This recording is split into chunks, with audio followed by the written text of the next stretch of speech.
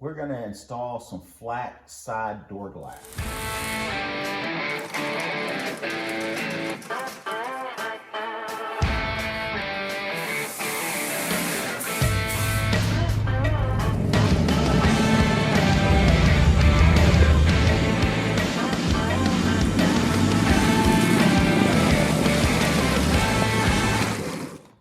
Alright, so if you hadn't figured it out, we're going to put some new glass in these old channels.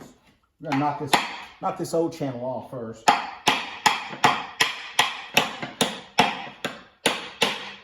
And I would suggest that you use a block of wood. And if they're super old and the rubber's hard, they should pop right off. Now we got to get these cleaned up and painted, because that's a lot of trouble that we're going through to save about 20 bucks per window. But if it ain't broke, don't break it. Try to reuse it. Save the trees, all that good stuff. Save 20 bucks. Quick math. 20 times 20. 20 plus 20 is 40. Dinner for two at the Mexican restaurant down the street. 40 bucks. Plus a tip. So, a little bit of work, dinner for two. And now, I took them off with the channel to the outside like this, the roll-up part, so I know that's to the inside. I went ahead and marked on the glass where this rides. It's not real important that you do that, but it's kind of important. You don't want it too far back and the window starts going up in an angle. So you want the window to glide up evenly on both sides. So I know it worked before, so we're putting it right back to where it was.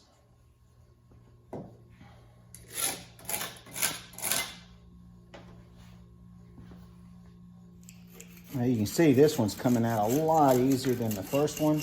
The first one was actually an original Carlite glass.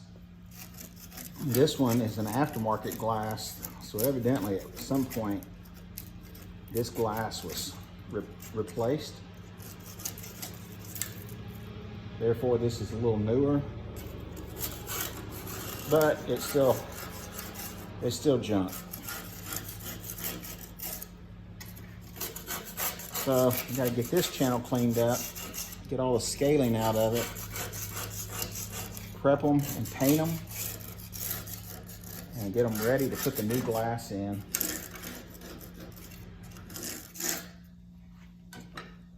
Here's the scaling that's coming out of the inside. It is the reason I'm giving them a 4 or 5. Yeah. They're clean as a whistle inside now, but you can see what came out. The same amount came out of the other one too.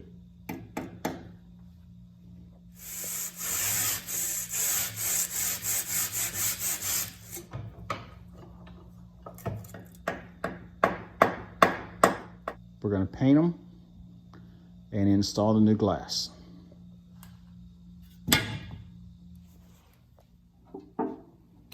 Hit them with a little bit of acetone.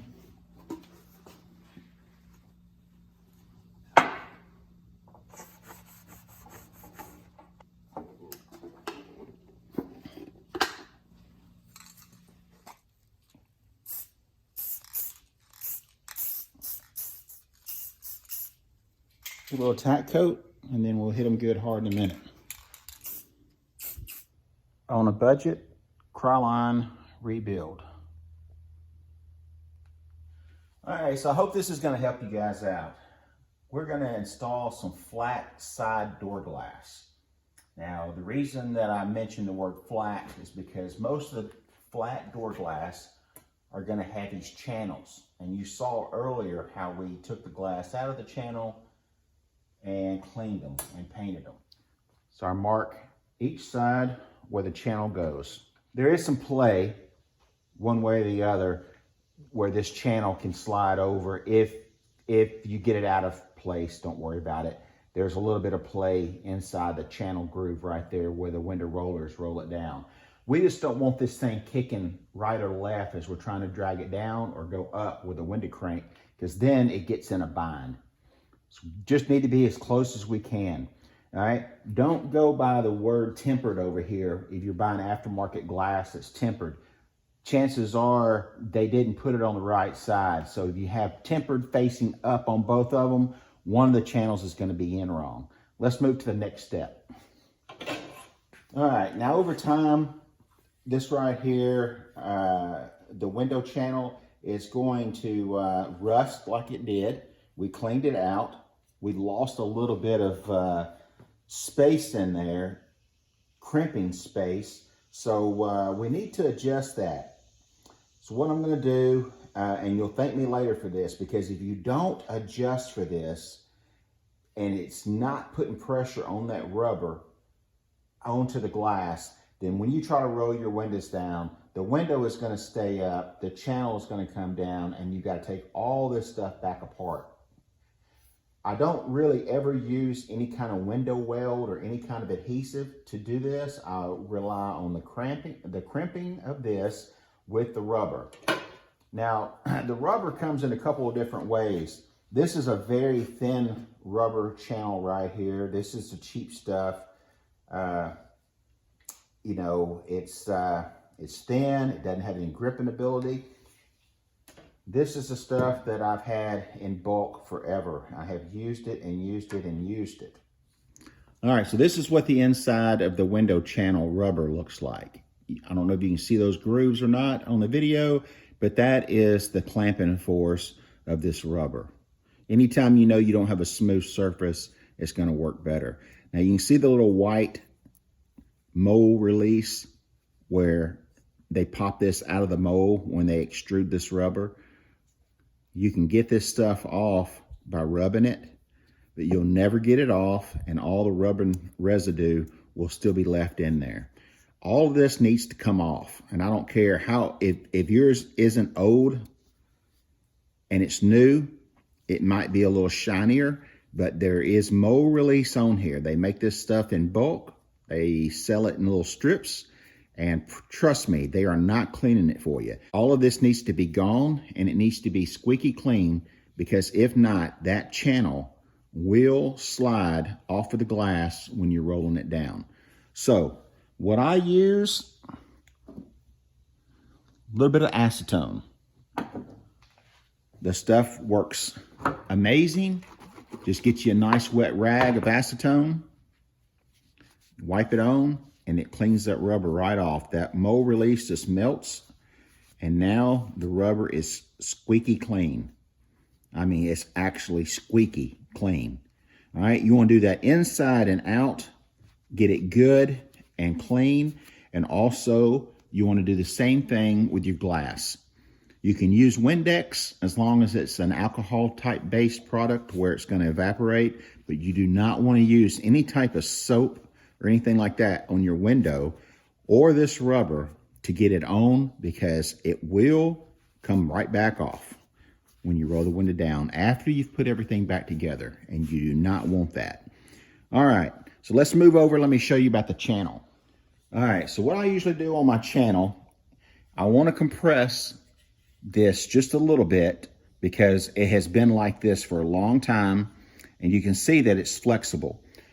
I don't want it to be chunky. I want it to be uniform all over so that it does its job properly. So I just put it over in my brake.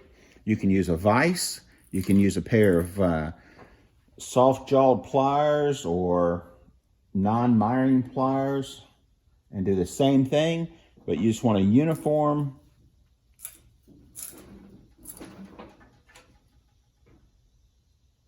All right, it's a little tight down here on this end, you can see, but it's going to have a lot more clamping force now. We'll give it one more little squeeze, and that should be good.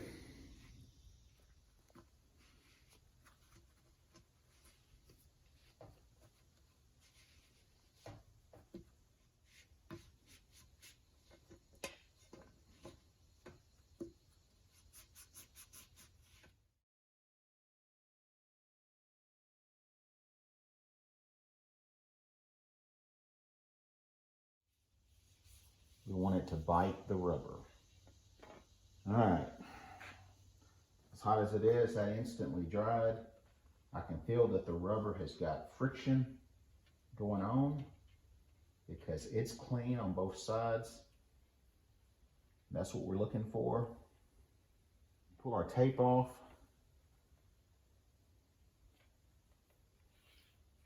All right, now that we've got the rubber on there, we want to double check.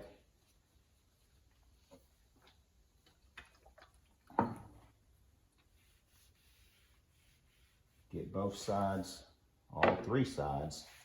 See, you can see the black coming off. If the black's coming off, that's good. When it starts getting black, that means you're getting rubber instead of getting mold release.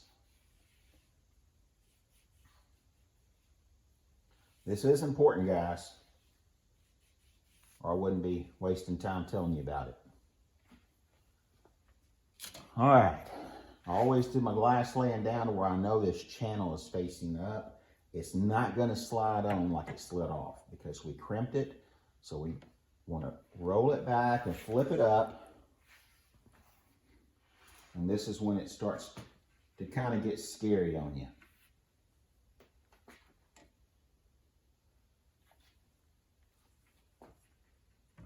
Since we flipped it, we got to make sure the channel's going in the right direction. All right, remember this is tempered. If it goes on easy, you need to back up and try something else, because if it goes on hard, then you know it's going to stay.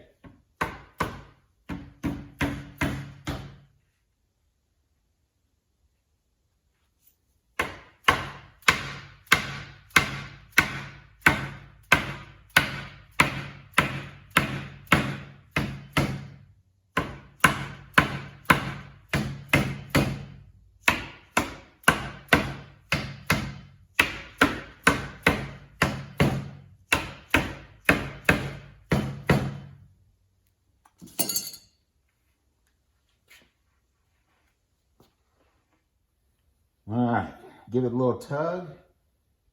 It's not going to go anywhere. It's time to clean the glass down here on the bottom side anyway, and it's ready to install. We want to put a little bit of grease in this channel.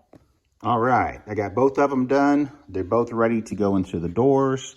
I got both doors laying flat and all the mechanisms laying out, and it's time to put the doors together on the inside. Now you notice when I beat the channel on, I did it on my workbench, but I've got a really nice thick carpet padding down. You can use carpet remnants, you can use layers of cardboard, but you do not want anything sharp to hit this tempered glass because you'll have 1 million pieces to pick up. How do I know it's 1 million? Because I counted every one of them one day. Anyway, safety tip, safety glasses, and a safety mat when hammering these channels on. You'll thank me. You can do it too. So get out in the garage. And go build something. There you go. See you on the next episode.